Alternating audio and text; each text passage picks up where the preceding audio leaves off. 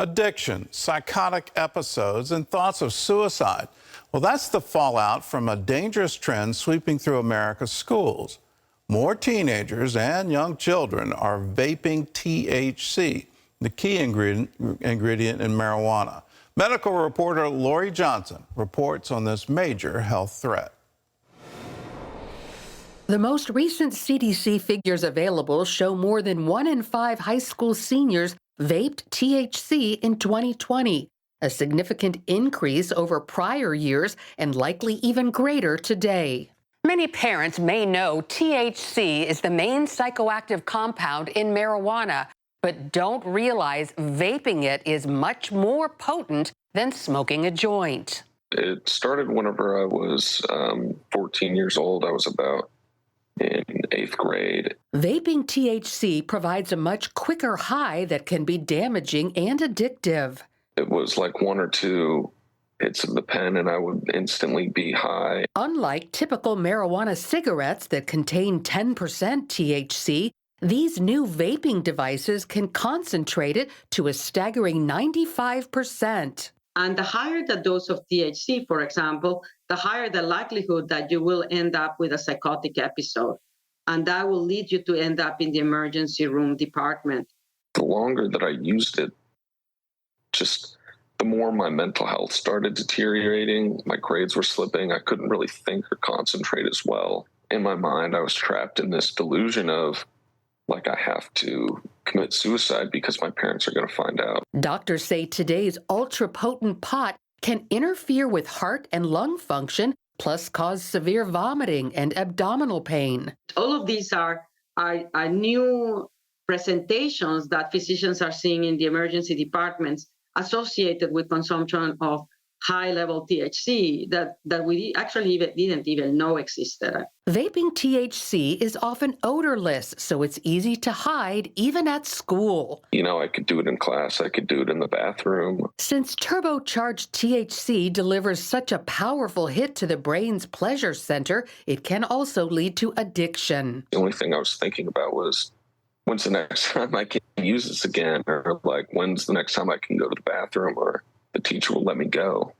A loophole in the 2018 Farm Bill, which legalized hemp, also covered Delta-8 THC vape products, which are synthesized from hemp. That means in addition to cannabis dispensaries, they can be sold at smoke shops, gas stations, and online in nearly every state. Manufacturers literally sweeten the deal by adding kid-friendly flavors like strawberry and bubblegum. I do not understand why the United States of America, our government is not protecting our children. That is their job. The people that want to profit off our children's, off our families' destruction, have a lot of power in our country. Christian parenting expert Kelly Newcomb issues a call to action. Ultimately, God's word says that we are to be sober-minded. We are to be on the lookout for the devil prowls like a roaring lion, waiting for someone to devour. And marijuana is one way to just sort of numb our children's brains. One other way that Satan is using to get kids to walk away from the faith. Newcomb says parents should become familiar with the appearance of vape pens, and if suspicious, search their child's bedroom and backpack for the pens, as well as missing or spliced charging cords, which are used to power the pens. When they are this young, because I've heard of 11-year-olds even using this as they're entering into like 5th, 6th grade, it's really decisive action. You need to act really fast. Newcomb also recommends taking smartphones from kids suspected of using drugs to limit potential access. Because that is how they're accessing all of it through. And you could call them dealers, but they're often just friends. They're people at the school who've got older siblings who are buying it, but essentially they're dealers. Allow kids to communicate using a kid-safe phone like Pinwheel.